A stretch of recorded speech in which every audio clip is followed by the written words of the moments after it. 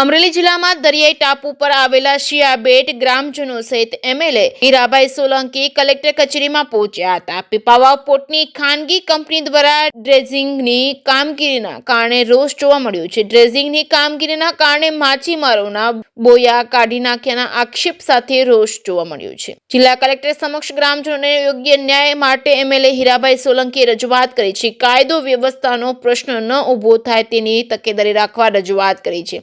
Company ગ્રામજનોની માંગ નહીં સંતોષે તો કામ તો જે થવું હોય તે થાય, કામ રોકી દેશું તેવું હીરાભાઈ સોલંકીએ જણાવ્યું હતું. એના માટે સાયન્ટિફિક રીતે કરશે, એના પણ અમે સૂચના આપી દઈશું કે સાયન્ટિફિક રીતે જો આ કંપની સાહેબ જો એક વાત કહી દઉં આપણે સાહેબ, કંપનીમાં જો આ વ્યવસ્થિત રીતે આ લોકોની માંગણીને સંતોષકારક નહીં થાય તો કામ તો પછી હવે જે થવું એ થાય, અમે કામ રોકી દેશું. જો ન થાય તો સરકારી કામ છે, નહીં થાય તો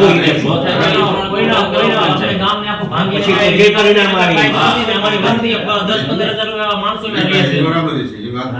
10-15,000 માણસોને મારીને કંપની વસાવીને ફાયદો શું છે? અમારા કામ તક જો લાભ ન મળતો હોય કામના, બરોબર, તો પછી કંપનીનો શું ફાયદો અમારે? તમે બંધ નહીં થાય એમ કહો છો તમે, તો પછી અમારે બીજું તો કોની પાસે જવું કે આપની સમસ્યા છે એ સમાધાન આવી શકે. હા, એ સમાધાન ન થાય તોની વાત છે. સમાધાન ન થાય તો સાહેબ સાહેબ, સમાધાન ન થાય તોની વાત છે. સમાધાન ન થાય તો પછી આપણે જે કરવું પડશે એ કરશું. હા, ન થાય તો એના માટે છે. આને બરાબર છે. સમાધાન થયા તો અમને કોઈ પ્રોબ્લેમ છે જ નહીં, સર. ઠીક. ચાલો હા, સમાધાન થાય.